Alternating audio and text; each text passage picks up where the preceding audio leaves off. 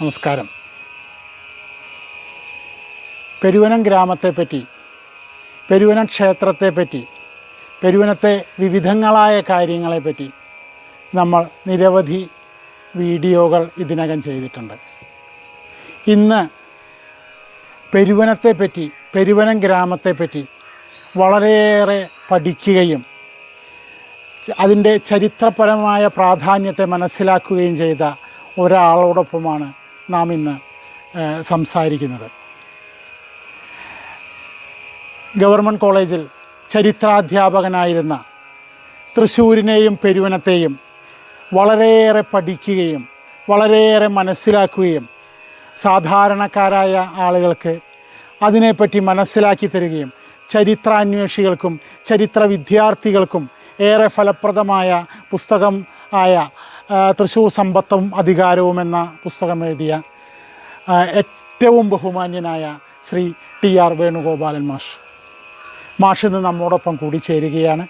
പെരുവനം ഗ്രാമവുമായി ബന്ധപ്പെട്ട, തൃശ്ശൂരുമായി ബന്ധപ്പെട്ട, തൃശ്ശൂരിൻ്റെ പുരാതനകാല ചരിത്രവുമായി ബന്ധപ്പെട്ട വിവിധങ്ങളായ നമ്മുടെ എല്ലാം സാധാരണക്കാരായ ആളുകളുടെ സംശയത്തെ ദൂരീകരിക്കാൻ കെൽപ്പുള്ള ഇന്നത്തെ ഈ തലമുറയിലെ വിവിധങ്ങളായ ചരിത്രാന്വേഷികളോടൊപ്പം വിവിധങ്ങളായ പരിപാടികൾ പങ്കെടുക്കുകയും അവരുമായി സംസാരിക്കുകയും ചെയ്തിട്ടുള്ള വേണുഗോപാലൻ മാഷോട് നമുക്ക് ചെറിയ രീതിയിൽ നമുക്ക് സംസാരിച്ച് തുടങ്ങാം. മാഷെ, സ്വാഗതം. നമസ്കാരം.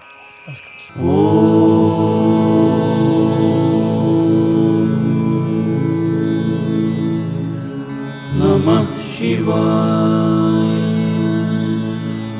ഏത് കാലഘട്ടത്തിലാണ് പെരുവനം ഗ്രാമത്തിൻ്റെ പ്രസക്തിയെപ്പറ്റി മനസ്സിലാക്കാനും അതിൻ്റെ പ്രസക്തി എങ്ങനെയാണ് തിരിച്ചറിഞ്ഞത്?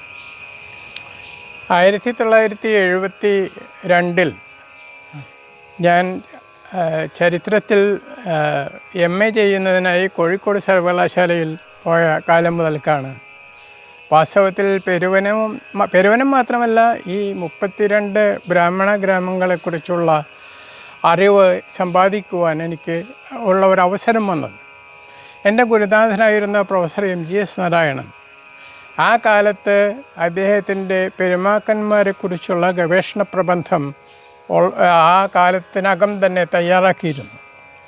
അതിൽ അദ്ദേഹം ഈ ബ്രാഹ്മണ ഗ്രാമങ്ങളെ പൊതുവെ വലിയ കാർഷിക കോർപ്പറേഷനുകളായിട്ടാണ് ചിത്രീകരിച്ചിട്ടുള്ളത്. അങ്ങനെ ബ്രാഹ്മണ ഗ്രാമങ്ങളിൽ 32 ഗ്രാമങ്ങളിൽ മിക്കവയും വലിയ സമ്പത്തിൻ്റെ ഉടമകളായിരുന്നുവെന്നും സമ്പാദിക്കുക മാത്രമല്ല അതിൻ്റെ വിതരണവും പുനർവിതരണവുമെല്ലാം ഈ നടത്തുന്നതിൽ ഈ ക്ഷേത്രങ്ങൾക്ക് വലിയ പങ്കുണ്ട് എന്ന് അദ്ദേഹം കണ്ടെത്തുകയും ചെയ്തു. എൻ്റെ സഹപാഠിയായിരുന്ന കേശവൻ വെളുത്താട്ട് അദ്ദേഹത്തിൻ്റെ MA കാലത്ത് തന്നെ ഒരു ഗവേഷണ പ്രബന്ധം ഈ നമ്പൂതിരിമാർ കേരളത്തിലെ ബ്രാഹ്മണരുടെ 32 ഗ്രാമങ്ങളെക്കുറിച്ച് അദ്ദേഹം തയ്യാറാക്കേണ്ടായി. ഒരു പക്ഷേ അദ്ദേഹമായിരിക്കാം ഈ 32 ഗ്രാമങ്ങളെയും ഇന്ന് ഉള്ള നിലയിൽ തിരിച്ചറിഞ്ഞിട്ടുള്ളത്. അദ്ദേഹവുമായുള്ള സമ്പർക്കവും വാസ്തവത്തിൽ എനിക്ക് ഈ ബ്രാഹ്മണ ഗ്രാമങ്ങളെക്കുറിച്ച് മനസ്സിലാക്കുവാൻ സഹായകമായി. പിന്നെ പെരുവനത്തിലേക്ക് വന്നത് എങ്ങനെയാണെന്ന് വെച്ചാൽ, ഞാൻ താമസിക്കുന്ന സ്ഥലം, ഞങ്ങൾക്കുണ്ടായിരുന്ന നിലത്തിലൊരു ഭാഗം, കൃഷി നിലങ്ങളിൽ ഒരു ഭാഗം പെരുവനം ഉച്ചപൂജ ചേരിക്കലം ഭൂമിയാണ്.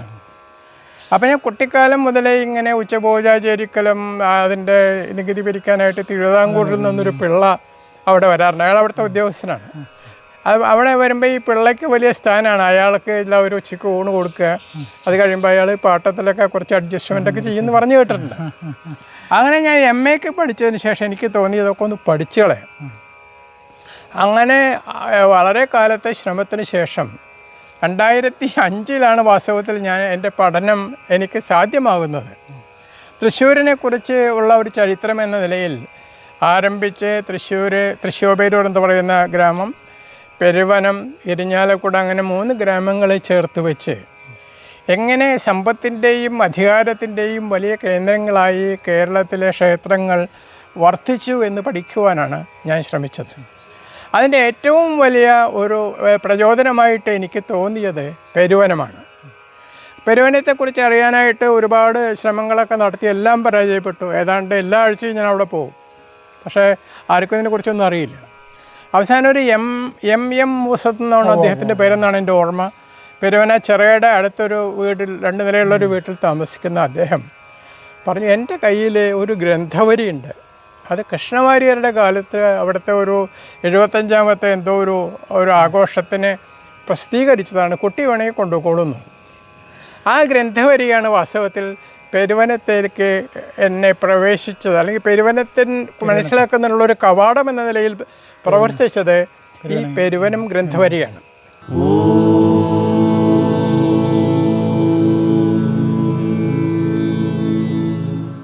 ഒരു ചരിത്ര വിദ്യാർത്ഥി എന്ന നിലയിൽ പെരുവനം ഗ്രാമവും പെരുവനം ക്ഷേത്രവും ഏതാണ്ട് ഒന്നായിട്ടുള്ള നിലയിലാണ് ഞാനതിനെ കാണുന്നത്. അപ്പോൾ ഒരു ചരിത്ര വിദ്യാർത്ഥി എന്ന നിലയിൽ പെരുവനത്തിൻ്റെ പ്രാധാന്യം എന്ത് എന്ന് എന്നോട് ചോദിച്ചിട്ടുള്ള നിലയ്ക്ക് എനിക്ക് തോന്നുന്ന ചില കാര്യങ്ങൾ ചുരുക്കി പറയാം. ഒരു പക്ഷേ പെരുവനത്തിൻ്റെ ഏറ്റവും വലിയ പ്രസക്തി എന്ന് പറയുന്നത് അതിൻ്റെ സമ്പത്താണ്. ഞാൻ ഈ പെരുവനത്തെക്കുറിച്ച് പഠിക്കുന്നതിന് മുൻപ് കേരളത്തിലെ ഏറ്റവും വലിയ സമ്പന്ന ക്ഷേത്രങ്ങൾ എന്ന് കണക്കാക്കിയിരുന്ന 2 ക്ഷേത്രങ്ങളാണ്. ഒന്ന് തിരുവല്ല ക്ഷേത്രവും 2 പത്മനാഭസ്വാമി ക്ഷേത്രവും. തിരുവല്ല ക്ഷേത്രം കേരളത്തിലെ ഏറ്റവും സമ്പന്ന ക്ഷേത്രമാണെന്ന് തിരുവല്ല ചെപ്പേടുകളെ ആസ്ഥാനമാക്കി കണ്ടെത്തിയത് പ്രൊഫസർ MGS നാരായണൻ, എൻ്റെ ഗുരുനാഥനായ പ്രൊഫസർ MGS ആണ്.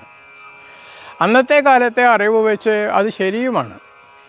പിന്നീട് തിരുവനന്തപുരം രംഗപ്രവേശം ചെയ്യുന്നത് എങ്ങനെയാ വെച്ചാൽ, പത്മനാഭസ്വാമി ക്ഷേത്രം വരുന്നത് അവിടെ ഉണ്ടായ ചില വിവാദങ്ങളുടെ പശ്ചാത്തലത്തിൽ തിരുവനന്തപുരത്തിൻ്റെ ഈ പത്മനാഭസ്വാമി ക്ഷേത്രത്തിൻ്റെ സമ്പത്തിൻ്റെ കുറേ സംഗതികൾ പബ്ലിക് ഡൊമൈനിൽ വരെ ഉണ്ടായി. കൂടാതെ കേരള ഗവൺമെൻറ് ഈ പത്മനാഭസ്വാമി ക്ഷേത്രത്തിലെ ഗ്രന്ഥവരികളിൽ ചിലത് മതിലകം ഗ്രന്ഥവരി എന്ന പേരിൽ പബ്ലിഷ് ചെയ്തു. അപ്പം നമുക്ക് തിരുവനന്തപുരത്തുള്ള ഈ ക്ഷേത്രത്തിന്, പത്മനാഭസ്വാമി ക്ഷേത്രത്തിന് ഇന്നത്തെ കൊല്ലം ജില്ല, തിരുവനന്തപുരം ജില്ല, തമിഴ്നാട്ടിലുള്ള കന്യാകുമാരി, അതുമാതിരി തന്നെ തിരുനെൽവേലി, അവിടെയൊക്കെ വലിയ ഭൂസ്വത്തുണ്ടെന്ന് നമുക്കിന്നറിയാം. പെരുവനത്തെക്കുറിച്ച് ആർക്കൊന്നും ഇതൊന്നും അറിയില്ലായിരുന്നു. ആകെ പെരുവനത്തെക്കുറിച്ച് അറിയുന്നത് കേരളത്തിലെ ഓൾഡസ്റ്റ് ആയിട്ടുള്ള ഏറ്റവും പുരാതനമായ ബ്രാഹ്മണ ഗ്രാമമാണ് പെരുവനം എന്നുള്ളതാണ്. പക്ഷേ അങ്ങനെയല്ലെന്ന് വാസ്തവത്തിൽ ഞാൻ മനസ്സിലാക്കുന്നത് ഈ നേരത്തെ സൂചിപ്പിച്ച പെരുവനം ഗ്രന്ഥവരി വായിക്കാൻ അല്ലെങ്കിൽ അത് പഠിക്കാൻ ശ്രമിച്ചപ്പോഴാണ്. അപ്പോൾ ഒരു പക്ഷേ എന്നെ ഏറ്റവും കൂടുതൽ ആകർഷിച്ചത് ഇതിൻ്റെ സമ്പത്ത് തന്നെയാണ്.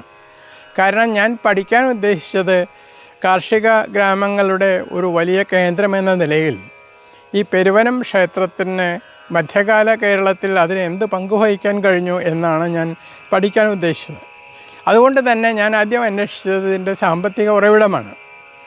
ഭൂസ്വത്ത് മാത്രമൊന്നുമല്ല, പെരുവനം ക്ഷേത്രത്തിന് ഇന്നത്തെ നമ്മുടെ അറിവ് വെച്ച് പെരുവനം ക്ഷേത്രത്തിന് ഭൂമി ഉണ്ടായിരുന്നത് തൃശ്ശൂർ ജില്ലയ്ക്ക് പുറമെ പാലക്കാട് ജില്ലയിലെ കുറേ ഭാഗങ്ങളിലുണ്ടായിരുന്നു.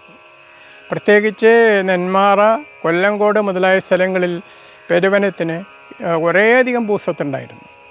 പിന്നെ തൃശ്ശൂർ തന്നെയുള്ള ഏതാണ്ട് ഇന്ന് തൃശ്ശൂരിൽ നമുക്ക് പരിചിതമായ മിക്ക സ്ഥലങ്ങളിലുമുള്ള കൃഷിയിടങ്ങൾ നല്ലൊരു ശതമാനവും പെരുവനം ക്ഷേത്രത്തിൻ്റെ ഉടമസ്ഥതയിലുള്ളതാണ്. അപ്പം അങ്ങനെ കാർഷിക സമ്പത്തിൻ്റെ വലിയൊരു ഉറവിടമാണ് പെരുവനം എന്നെനിക്ക് മനസ്സിലായി. ഗ്രന്ഥവരിയിൽ തന്നെ പറയുന്നുണ്ട് 18 ചേരിക്കൽ യൂണിറ്റുകളായിട്ട്, 18 ചേരിക്കൽ ഡിവിഷനുകളായിട്ട് ഈ പെരുവനത്തിൻ്റെ മൊത്തം ഭൂസ്വത്തിനെ തിരിച്ചിട്ടുണ്ടെന്ന്. അതിലെ ഗ്രന്ഥവരികളിലുള്ള വിവരം എന്ന് പറയുന്നത് ഈ 11-12 എണ്ണത്തിനെ കുറിച്ചേ ഉള്ളൂ. ബാക്കിയുള്ളതെല്ലാം പോയിരിക്കുന്നു. അത് വെച്ച് തന്നെ ഏകദേശം 1.5 ലക്ഷം പറ നെല്ല് വിതയ്ക്കാനുള്ള ഭൂമി പെരുവനം ക്ഷേത്രത്തിനുണ്ട്. ഇത് 11-12 ചേരിക്കൽ ഡിവിഷൻ്റെ കാര്യമാണ്. ബാക്കി 6 എണ്ണം കൂടി കിട്ടിയിരുന്നെങ്കിൽ ഒരു പക്ഷേ അതിൻ്റെ ഭൂസ്വത്ത് ഇതിലൊക്കെ വളരെ വലുതാണ്. അതിലും അതുപോലെ തന്നെ എനിക്ക് ആകർഷകമായി തോന്നിയ മറ്റൊരു കാര്യം, ഈ പെരുവനം ക്ഷേത്രത്തിന് ഒരു പക്ഷേ കേരളത്തിൽ തന്നെ ഏറ്റവും കൂടുതൽ വനസമ്പത്തുണ്ടായിരുന്ന ഒരു ക്ഷേത്രമാണ്. കാരണം ഗ്രന്ഥവരിയിൽ തന്നെ പറയുന്നുണ്ട്, അകമല മുതൽ ഇന്നത്തെ ഈ കോടശ്ശേരി വരെയുള്ള, ഏതാണ്ട് ചാലക്കുടിക്ക് അടുത്തുള്ള കോടശ്ശേരി വരെയുള്ള വിവിധ പ്രദേശങ്ങളിൽ പശ്ചിമഘട്ടത്തിലൂടെ നീണ്ടു കിടക്കുന്ന പ്രദേശങ്ങളിൽ തൃശ്ശൂരിലും പാലക്കാട് ജില്ലയിലും നെന്മാറ, കൊല്ലംകോട് അങ്ങനെ അവിടെയൊക്കെ സ്പ്രെഡ് ചെയ്ത് കിടക്കുന്ന വനസമ്പത്തിൻ്റെ പരിപൂർണമായ കസ്റ്റോഡിയൻ എന്ന് പറയുന്നത് പെരുവനം ക്ഷേത്രമാണ്. എന്തിനാണ് ഈ മലയിലെ സ്വത്ത് അത് നോക്കാൻ തന്നെ മലയിൽ കാരാങ്കൂർ എന്ന് പറഞ്ഞിട്ട് സ്ഥാനികളുണ്ടായിരുന്നു. ആ സ്ഥാനം കിട്ടാൻ വേണ്ടി തന്നെ പെരുവനത്ത് ഈ നാടുവാഴികളൊക്കെ തമ്മിൽ വലിയ വഴക്കൊക്കെ ഉണ്ടായിരുന്നു. അപ്പോൾ ഇത്രയും കൂടുതൽ കാർഷിക സമ്പത്ത്, ഇത്രയും കൂടുതൽ വനസമ്പത്ത് ഉണ്ടായിരുന്ന ഒരു ക്ഷേത്രം എന്ന നിലയിൽ ഞാൻ പെരുവനത്തെ അതിൻ്റെ പ്രാധാന്യത്തെ കണ്ടത് ആ ഒരു കാരണം കൊണ്ടാണ്. മറ്റൊരു കാരണം എന്ന് പറയുന്നത് പെരുവനം ക്ഷേത്രത്തിൽ ഏറ്റവും വലിയ കൂടുതൽ രാഷ്ട്രീയ ഇടപെടലുകൾ ഉണ്ടായിട്ടുള്ള ഒരു ക്ഷേത്രമാണ്.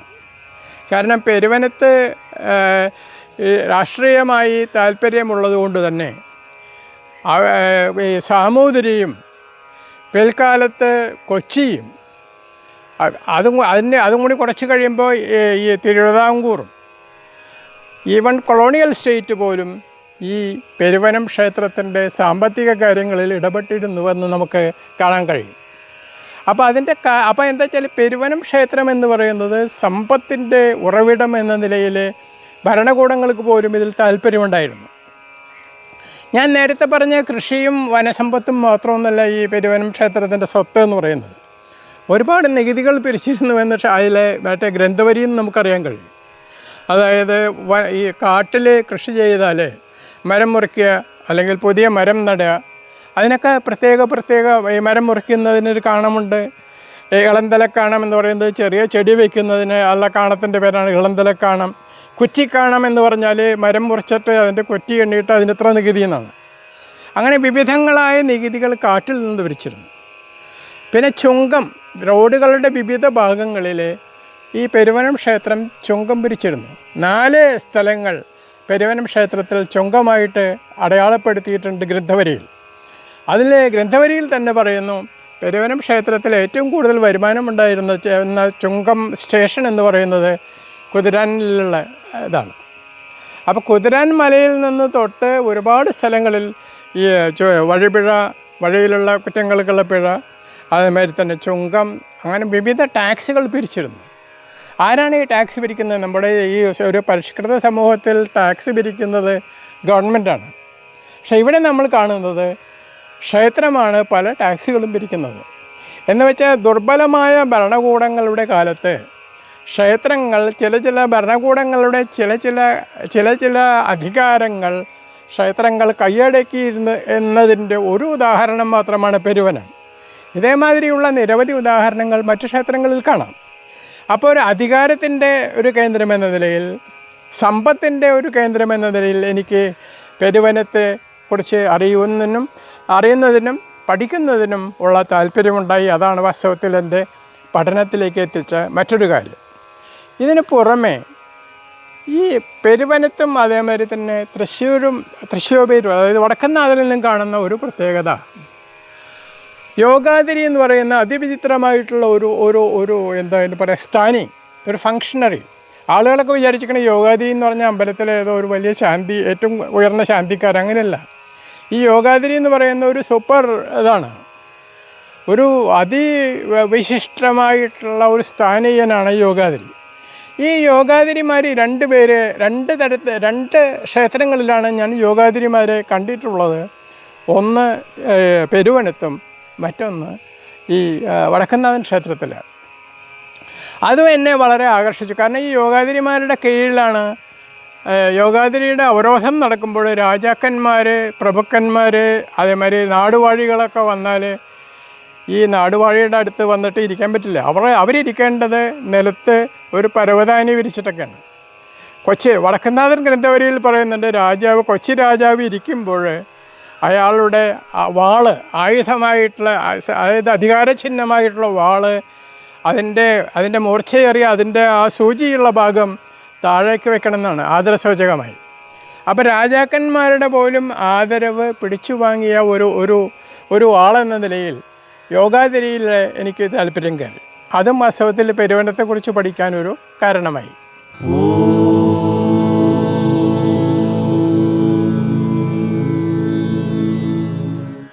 പെരുവനം ഗ്രാമത്തിൻ്റെ പ്രസക്തിയെക്കുറിച്ച് നമുക്ക് ഏവർക്കും പ്രിയങ്കരനായ വേണുഗോപാലൻ മാഷ് നമ്മളോട് സംസാരിച്ചു കഴിഞ്ഞു. ഇനിയും ഏറെ കാര്യങ്ങൾ പെരുവനം ഗ്രാമത്തിൻ്റെ പ്രസക്തിയെക്കുറിച്ച് നമ്മളോട് അദ്ദേഹത്തിന് സംസാരിക്കാനുണ്ട്. അത് തുടർന്നുള്ള ഇതിൻ്റെ വിവരണങ്ങൾ അടുത്ത് തന്നെ വരുന്നതാണ്. ഈ ഭാഗം ഇവിടെ സമാപിക്കുകയാണ്. എല്ലാവർക്കും നന്ദി, നമസ്കാരം.